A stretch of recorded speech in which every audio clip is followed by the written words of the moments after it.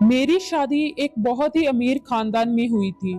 मैं इस वजह से बहुत खुश थी कि सारी जिंदगी मैंने अपनी ख्वाहिशों को दबाते हुए गुजारी थी। मुझे पैसे की कदर और कीमत का अंदाजा था।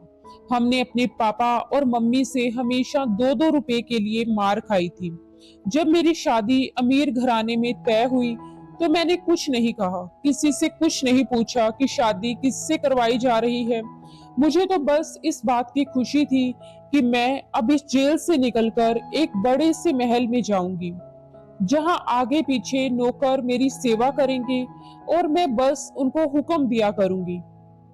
कुछ समय बाद वह समय भी आ गया जब मेरी बारात मेरे घर के अंदर दाखिल हुई। मैं तो सोच भी नहीं सकती थी कि इतने स्मार्ट और महंगे महंगे कपड़े वाले लोग जो मेरे घर पर आए हैं वह मेरे ससुराल वाले हैं। उन सब के चेहरे पर बहुत ही खूबसूरती और चमक दमक थी। हमारा मोहल्ला तो गरीबों का मोहल्ला था। हमने तो मेकअप भी सस्ते वाला करा रखा था। लेकिन जब ये लोग मुझे ब्याह कर अपने घर ले गए, मैं उस घर को देखते ही रह गई। घर क्या था, राजा महाराजाओं जैसा महल था। दुनिया जहान की रोशनी और खूबसूरती उस महल में बिखरी पड़ी थी।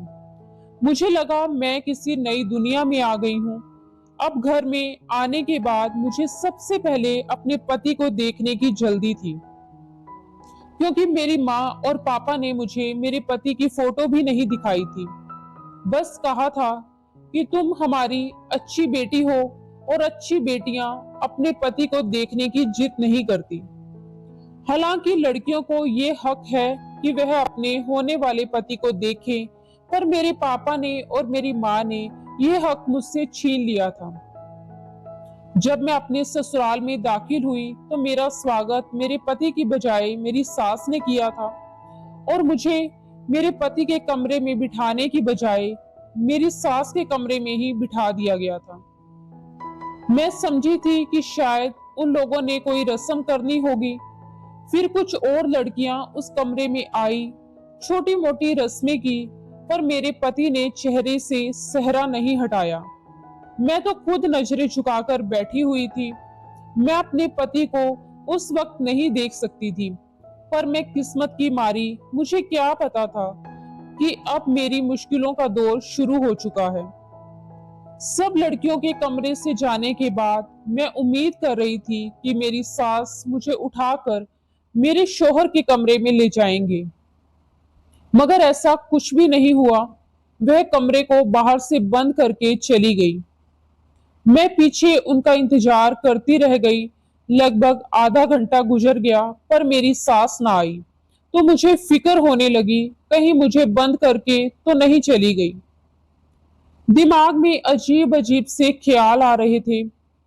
पति से मिलने की जल्दी थी, क्योंकि शादी के बाद हर औरत की एक ख्वाहिश होती है कि उसका पति उसे मोहब्बत करे, अपनी मोहब्बत का इजहार करे, उसकी खूबसूरती की तारीफ करे, उसे ढेर सारी प्यार भरी बातें करे। पर यहाँ तो ऐसा कुछ भी नहीं हो रहा था। बैठे बैठे मेरी कमर अकड़ने लगी थी। इससे पहले कि मैं बेड से उठकर दरवाजे तक जाती, कमरे का दरवाजा जोर से खुला और मेरी सास किसी तूफान की तरह कमरे के अंदर दाखिल हुई। लेकिन मुझे हैरत उस वक्त हुई जब उन्होंने कमरे की अंदर से कुंडी लगा दी। मैं दिल में सोचने लगी, ये काम तो पति का होता है।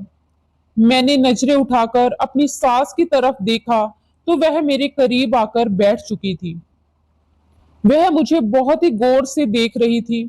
फिर थोड़ी देर के बाद बोली, बेटा, मैं अच्छी तरह जानती हूँ कि तुम्हारे मन में क्या चल रहा है।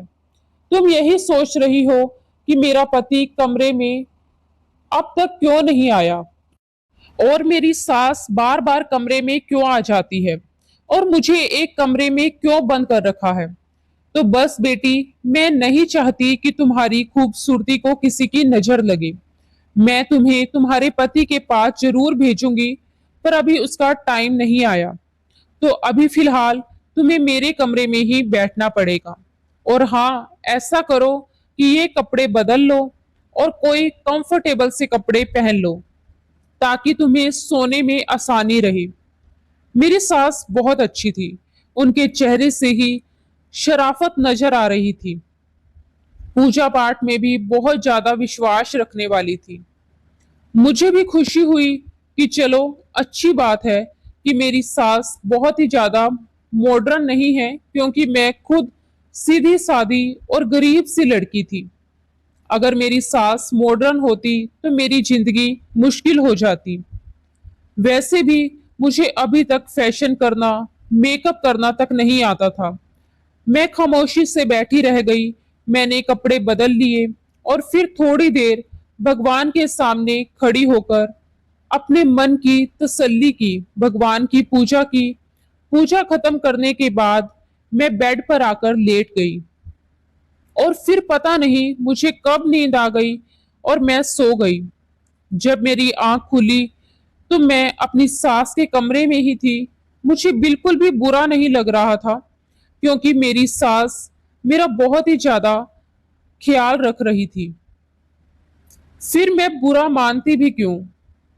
सुबह मेरी सास ने मुझे एक हरे रंग का सूट लाकर दिया और कहा कि इसे पहन लो, मुझे तुम्हें मेहमानों से मिलवाना है।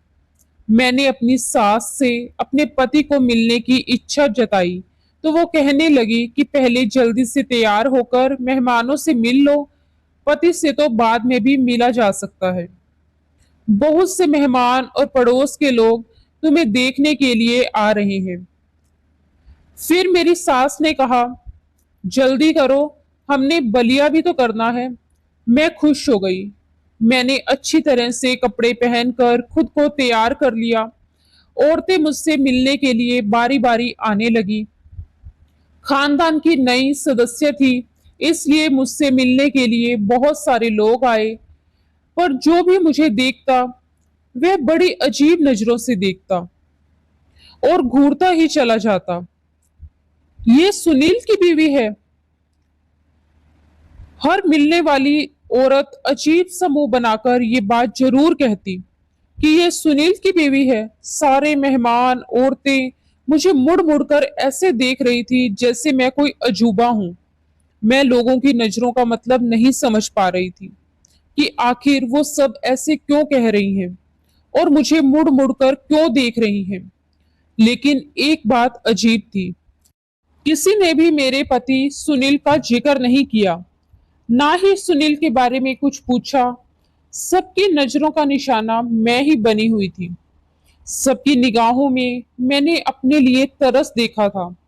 मुझे देखने आने वाली हर औरत मुझसे ये जरूर कहती कि भगवान तुम पर दया करे और तुम्हारी जिंदगी को आसान करे। मुझे बहुत अजीब लग रहा था, क्योंकि मेरे ससुराल वाले बहुत ही अच्छे लोग थे। उन्होंने मेरे साथ अब तक कुछ भी गलत नहीं किया था, बल्कि मुझे हाथों हाथ ही लिया था। मुझे ये महसूस ही नहीं होने दिया था कि मैं किसी गरीब घर से आई हूं।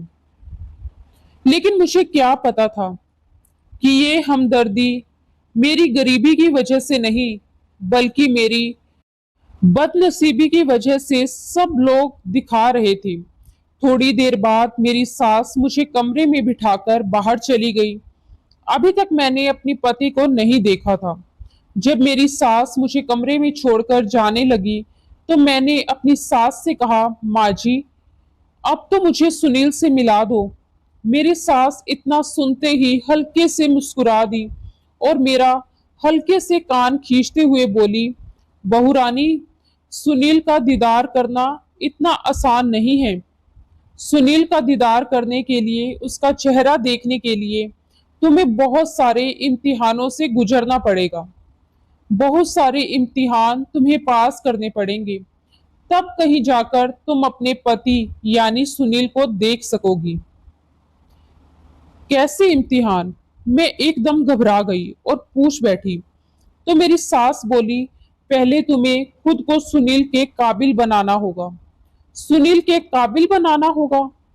मैंने कहा, अगर मैं सुनील के काबिल नहीं थी तो उन्होंने मुझसे शादी क्यों की? मेरी जुबान पर शिकायत आ ही गई। जब इतनी देर से आंख मिचौली चल रही थी, तो मेरा हक तो बनता था कि मैं अपने पति के बारे में अपनी सास से सवाल कर सकूं। मेरी सास मेरी बात सुनकर कानों को हाथ लगाकर कहने लगी, अरे भाई, पति से मिलने के लिए इतनी जल्दी? हमारे जमाने में तो लड़कियां इतना शर्माती थी कि जब कोई रिश्ता लेने के लिए उनके घर में आता था तो वह सामने ही नहीं आती थी, और फिर पति से हफ्ता हफ्ता नजरें नहीं मिला पाती थी। पर आजकल की लड़कियां, उन्हें तो पति से बातें करने का बड़ा शौक होता है। मेरी सास की सोच बहुत ही पुराने जमाने की थी। मैंने खामोश रहना ही अच्छा समझा। चलो, आखिर अपने बेटे को कितने दिन तक मुझसे दूर रखेगी। वह भी मुझसे मिलने के लिए बेचैन हो गए, क्योंकि जब मर्द शादी करता है तो बीवी से मिलने का दिल उसका भी करता है। इस आग में मैं अकेली तो नहीं तड़प रही थी, मैं यही सोचकर खामोश हो गई थी। लेकिन मेरे पति की तरफ से मुझे मिलने के लिए कोई भी जल्दबाजी नहीं दिखाई जा रही थी, इसलिए उनसे मिलने के लिए मुझे आज कोई आसरा नहीं दिखाई दे रहे थे। इसी तरह से पूरा दिन गुजर गया, यहाँ तक कि दोबारा रात हो गई। अब तो मेरा पारा गर्म होने लगा। मैंने अपनी सास से कहा कि आज भी मैं क्या आपके कमरे में ही सोऊंगी। मेरी सास फिर वही पुराने जमाने की बातें लेकर बैठ गई थी। अरे, अजीब बेशर्म लड़की हो, तुम्हें बहुत जल्दी है अपने पति के कमरे में जाने की, वह भी शादी के दूसरे ही दिन। मेरी बातों को मेरी सास ने बहुत ही अजीबोगरीब बना दिया था। मेरी सास की बातें सुनकर मेरा दिल ही उठ गया। फिर मेरी सास ने मुझे अपने पास बुलाते हुए कहा, अच्छा चलो, एक काम करते हैं। क्या काम? मैंने सवालिया नजरों से उनकी तरफ देखा। बेटा, जब तुम्हारा पति तुमसे मिलने के लिए आए तो तुम दोनों के बीच में एक पर्दा होना चाहिए। कम से कम 7 दिन तक तुम्हें सुबह सवेरे उठकर आरती करनी होगी और सोने से पहले भी भगवान जी की पूजा करनी होगी। हमारे जो पंडित जी हैं, उन्होंने यही कहा है कि 7 दिन तक तुम्हें ये विधि करनी होगी, और इससे पहले तुम अपने पति का चेहरा नहीं देख सकती। मेरा बेटा सुनील भी पूजा पाठ से दूर भागता है, इसीलिए उसको भी 7 दिन तक यही विधि पूरी विधि विधान से करनी होगी, तभी वह भी तुम्हारा चेहरा देख सकेगा। मेरे बेटे को सुधारने का एक ही तरीका है, क्योंकि वह पूजा पाठ में विश्वास नहीं रखता। तो 7 दिन तक इस विधि को तुम्हें और मेरे बेटे सुनील दोनों को इस विधि को पूरा करना होगा। इस तरह मेरा बेटा सुधर जाएगा और पूजा पाठ में और भगवान में विश्वास करने लगेगा। फिर उसके बाद तुम दोनों एक दूसरे की शक्ल देख लेना। मैं अपनी सास की बात सुनकर चुप हो गई थी, लेकिन मुझे दिल में खुशी हुई थी कि सास का रवैया मेरे साथ अच्छा था। वह बस ये चाहती थी कि हमारे रिश्ते में भगवान जी की कृपा बनी रहे, एक दूसरे से लड़ाई झगड़ा ना करें। इसलिए मुझे पहले पूजा पाठ का पाबंद बनाना चाहिए। मुझे अपनी सास की इस सोच पर खुशी हुई। मैंने कहा, ठीक है, मैं आज से ही ये विधि करना शुरू करूंगी। फिर उसी दिन से मैं भगवान जी की पूजा पाठ में लग गई। मेरी लगन देखकर मेरी सास बहुत खुश होती और मुझसे कहती, तुम बहुत ही अच्छी लड़की हो, भगवान तुम्हारी उम्र लंबी करे और मेरे बेटे सुनील के लिए तुम्हारे दिल में मोहब्बत पैदा करे। अब मैं अपनी सास को क्या बताती कि सुनील के लिए मेरी मोहब्बत उसी समय शुरू हो गई थी जब मैंने सुनील के साथ फेरे लिए थे। अभी एक ही दिन गुजरा था कि मेरी सास कमरे में आई और कहने लगी कि बेटा, पंडित जी ने कहा है तुम्हें दिन में 2 बार नहीं बल्कि 5 बार पूजा पाठ करना पड़ेगा। अरे, अभी तो तुमने एक ही बार पूजा की है, तो तुम अपने पति से नहीं मिल सकती। मैं उदास हो गई, लेकिन फिर मैंने सोचा चलो कोई बात नहीं, मैं अपने पति के लिए दिन में 5 बार भी पूजा कर सकती हूँ। इसी तरह अगला दिन गुजर गया। अगले दिन मैंने पूरे 4 टाइम पूजा की थी। सोने से पहले भगवान की पूजा करना रह गया था। मैं बहुत खुश थी कि चलो कम से कम मैं अपने पति से मिल सकूंगी, क्योंकि मेरी सास ने कहा था कि 7 दिन से पहले पति का चेहरा नहीं देखना। लेकिन अगर तुम पूरी लगन से पूजा करती हो तो सिर्फ पति को देखे बिना उससे मिल सकती हो। मैंने सोचा था कि चलो कोई बात नहीं, पति की आवाज तो सुन सकती हूँ। अगर पति का चेहरा नहीं देख सकती तो मैं उससे कम से कम बातें तो कर सकती हूँ।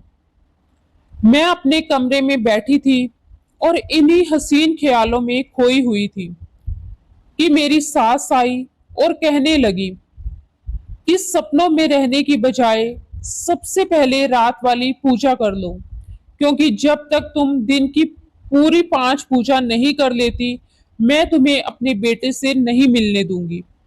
वह अपने हाथों में एक सफेद कलर का दुपट्टा लेकर आई थी। कहने लगी, इस दुपट्टे को अपने सर पर डाल दो, तभी पूजा करना।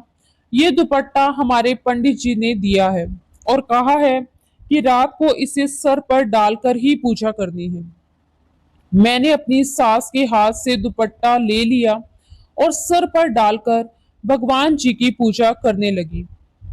उस दुपट्टे से हल्की हल्की खुशबू आ रही थी, जो मुझे बहुत अजीब सी लग रही थी।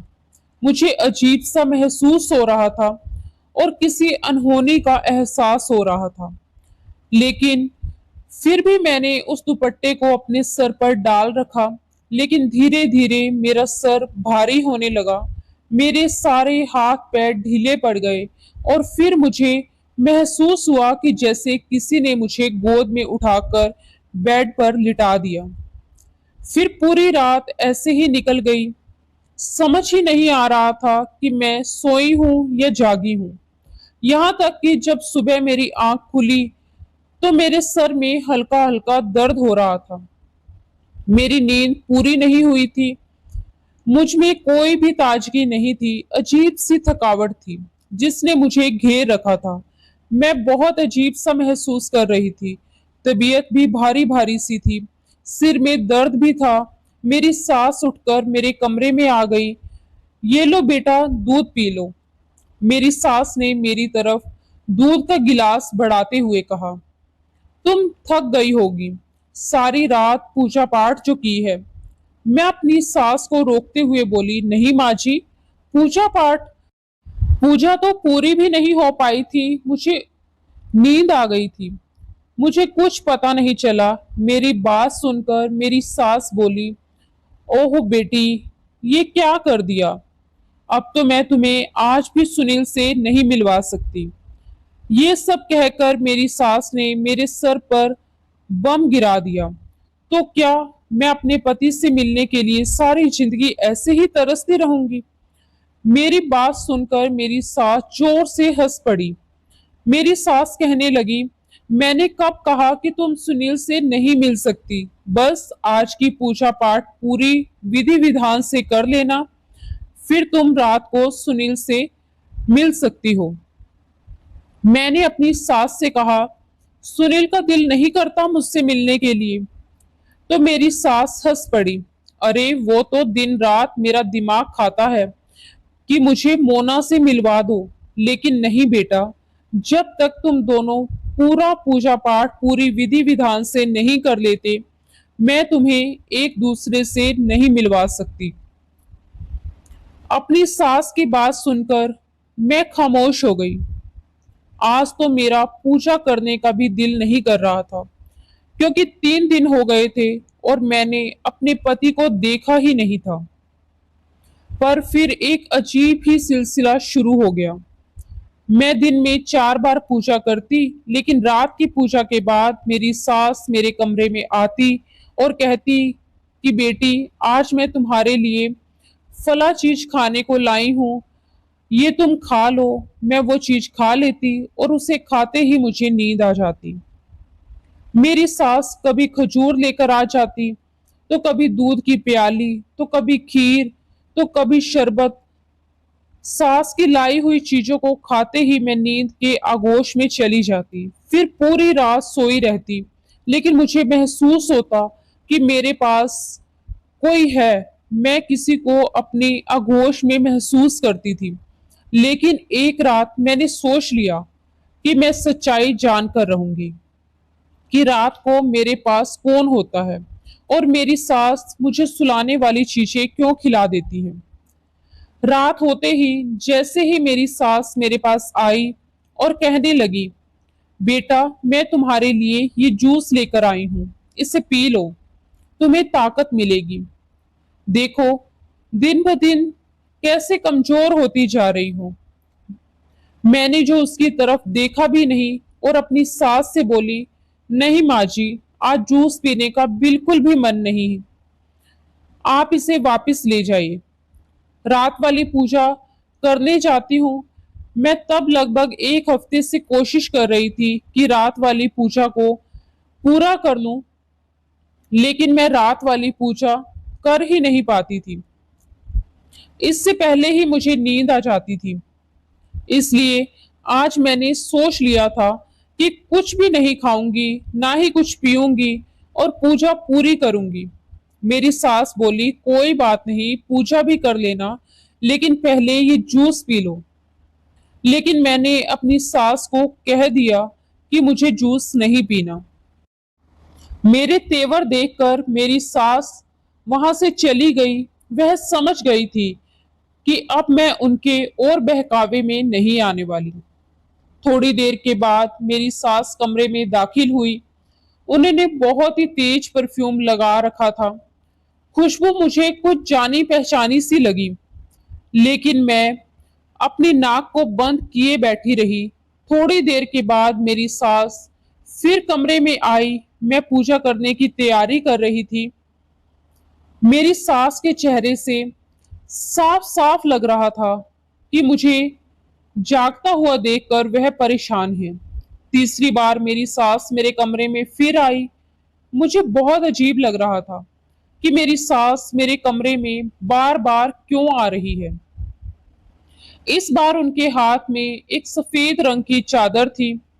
कहने लगी, बहू मैंने तुमसे कितनी बार कहा है कि पूजा करने से पहले ये सफेद चादर ओढ़ लिया करो।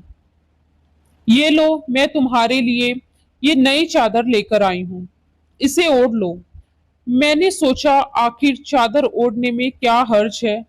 मैंने अपनी सास के हाथ से वो चादर लेकर अपने सर पर डाल ली और फिर मेरे साथ वही हुआ जो मैं बिल्कुल नहीं चाहती थी।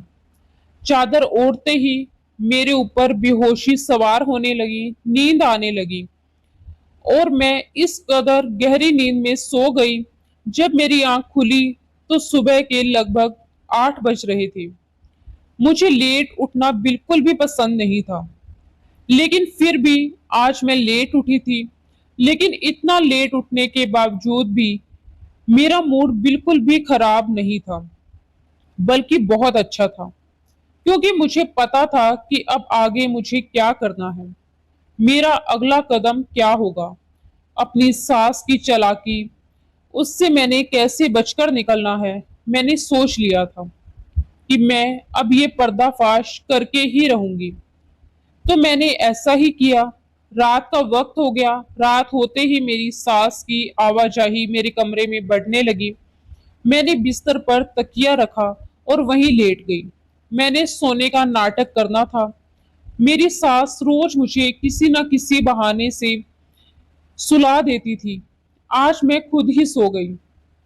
अपनी सास को दिखा दिया कि मैं सो चुकी हूँ, ताकि वह मुझे सुलाने के लिए मेरे कमरे में ना आए। अभी लगभग 10 मिनट गुजरे थे मुझे सोने का नाटक करते हुए कि कमरे के अंदर हलचल सी महसूस हुई। मेरे कमरे का दरवाजा खुला, फिर कुंडी लगाने की आवाज आई। किसी के भारी कदमों की आवाज मेरे कानों में पड़ रही थी, पर मैं आंखें खोलकर देख नहीं सकती थी। फिर मैंने देखा कोई धीरे धीरे चलते हुए मेरे करीब आया। ये कोई मर्दाना कदम थे जो मुझे महसूस हो रहे थे। तभी मेरे कान एकदम से खड़े हो गए थे क्योंकि किसी ने मुझे छुआ था। मुझसे बर्दाश्त नहीं हुआ। मैंने अपनी आंखें खोलकर सामने देखा जो कि नाकाबिले बर्दाश्त था। सामने खड़े इंसान को देखकर मेरे सर पर आसमान गिर पड़ा। मैं सोच भी नहीं सकती थी कि मेरी सास मेरे साथ इतना बड़ा धोखा कर सकती है। मेरी आंखों से टप टप आंसू बहने लगे। मैंने शादी के बारे में क्या क्या सोचा था और मेरे साथ क्या हो गया। हे भगवान, मैं कहाँ फंस गई। मैंने दिल ही दिल में सोचा। मेरे दिल की धड़कन तेज हो चुकी थी। मैं बेड से उतरकर किसी बात की परवाह ना करते हुए कमरे से भागी और भागती हुई बाहर आ गई। मेरी सास ने मुझे देखा तो वह हक्का बक्का रह गई। उनके चेहरे का रंग पीला पड़ गया। मैं अपनी सास से बोली, आपने मेरे साथ इतना बड़ा धोखा किया, आपको शर्म नहीं आई? अगर मेरी जगह आपकी बेटी होती तब क्या आप यही करती? मेरी आंखों से लगातार आंसू बहे जा रहे थे। आपने अपनी औलाद पैदा करने के लिए ये सब कुछ किया, मैं सोच भी नहीं सकती थी कि आप लोग इतना नीचे गिर जाएंगे, इतने घटिया निकलेंगे। मेरी बात सुनकर मेरी सास मेरे पास आई और मेरे हाथ को थामते हुए कहने लगी, बेटी, भगवान के लिए ऐसी बातें ना करो।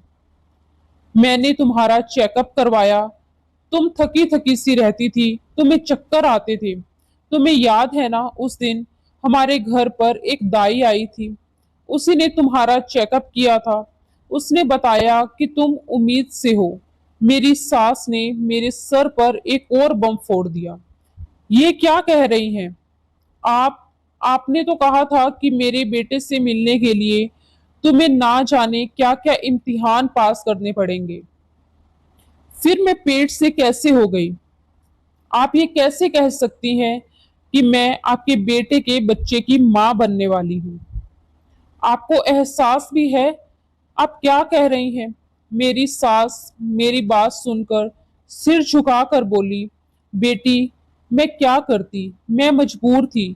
औलाद की खुशी किसे नहीं चाहिए। अगर मैंने उसके लिए थोड़ी सी हेरा फेरी कर ली तो मुझे माफ कर दो। मैं और कुछ नहीं कर सकती थी। एक माँ होने के नाते मुझे अपनी भलाई भी सोचनी थी और अपने बेटे की खुशी भी सोचनी थी। मैंने अपनी सास की कोई बात नहीं सुनी। सास मुझसे विनती कर रही थी, अब तो तुम्हारी कोख में हमारा पोता है, हमारी औलाद है, तो तुम्हें इस तरह घर से नहीं जाना चाहिए। लेकिन मैं अपनी सास की कोई भी बात मानना या सुनना नहीं चाहती थी। इतने बड़े धोखे के बाद मैं इस घर में रहती, ये मुझे बिल्कुल भी गवारा नहीं था। मैंने अपने आप को कमरे में बंद कर लिया और अपना सामान पैक करने लगी और फिर सीधा अपने माँ बाप के घर आ गई। माँ बाप को भी मैंने सारी कहानी सुनाई। मेरी माँ मेरी बात सुनकर हक्का बक्का रह गई। बोली कि बेटी, हमें माफ कर दो, हमें ये सब पता था, लेकिन हमने तुम्हें ये बात जानबूझकर नहीं बताई। मैं सोच भी नहीं सकती थी कि मेरी माँ मेरे साथ ऐसा कर सकती है। मैंने कहा, आप लोग तो मेरे अपने थे, फिर आप लोगों ने मेरे साथ इतना बड़ा धोखा क्यों किया? मैं रोने लगी तो मेरी माँ ने मेरा हाथ थाम लिया। कहने लगी, बेटा, हमें माफ कर दो, हम मजबूर थे। तुम्हें तो पता है कि बेटियों के माँ बाप हमेशा कितने मजबूर होते हैं। अपनी माँ की बात सुनकर मैं बोली, आप मजबूर नहीं थे, आप लालची थे। मेरी बात सुनकर मेरी माँ रोने लगी। अब मुझे उनको भी इस तरह से कहना अच्छा नहीं लग रहा था, लेकिन मैं क्या करती, क्योंकि उन्होंने मेरे साथ बहुत बड़ा धोखा किया था। अभी मैं अपनी माँ के साथ झगड़ा कर ही रही थी कि घर के दरवाजे पर दस्तक हुई। घर के बाहर मेरी बड़ी बहन खड़ी हुई थी। उसका हुलिया देखकर लग रहा था कि वह भी अपने पति से लड़कर आई है। ये सब देखते ही मेरा दिल बैठने लगा। मैंने कहा, तुम भी अपने घर में सुकून से नहीं हो? मेरी बहन ने कहा, तुमको सुकून नहीं तो मुझे कैसे हो सकता है? तुम्हारी तो शादी इतने बड़े घर में हुई है, फिर भी खुशी नहीं तो मैं कैसे खुश रह सकती हूँ?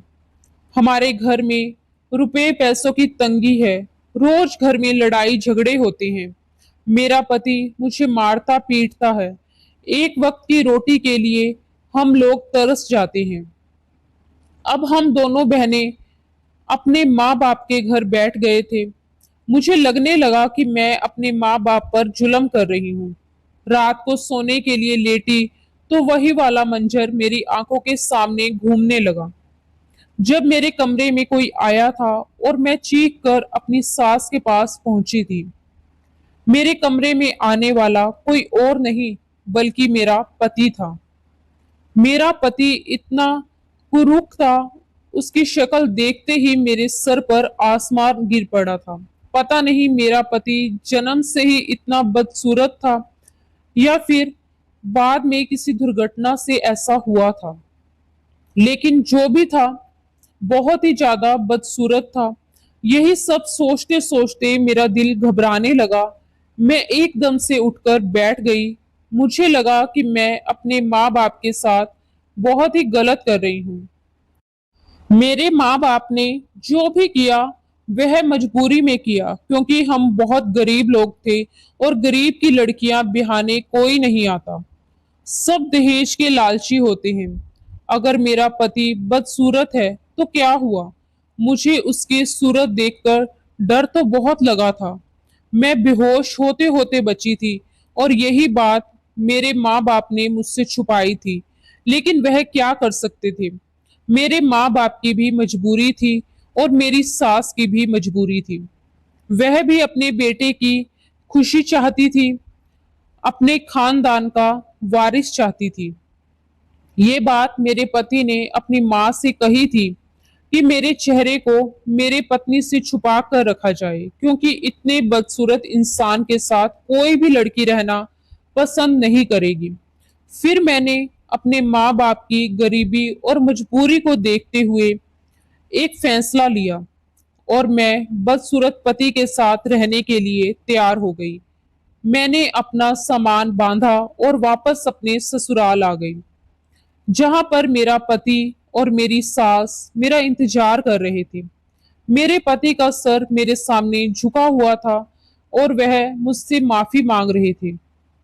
मुझे माफ कर दो, मैंने तुम्हारे साथ बहुत बुरा किया, तुम्हें धोखा दिया, तुम्हारी उम्मीदों और ख्वाबों को तोड़ा है, लेकिन यकीन करो मैं दिल का बहुत अच्छा हूं। तुम जैसा कहोगी मैं वैसा ही करूंगा। मेरी सास भी मुझसे माफी मांग रही थी, कहने लगी, बेटा हमें माफ कर दो, हमारी मजबूरी थी। कौन सी माँ ऐसी होगी जो नहीं चाहेगी कि उसके बेटे का घर बस जाए, उसके खानदान को वारिश मिले। मैंने अपनी सास और अपने पति को माफ कर दिया। ये तो मुझे पता था कि सुनील एक बहुत अच्छे पति साबित होंगे और मेरा बहुत ही ज्यादा ख्याल रखेंगे। अब जो भी था, जैसा भी था, सुनील ही मेरा पति था। इसलिए मैंने अपने पति को माफ कर दिया और अपने पति के घर पर ही रहने का फैसला कर लिया।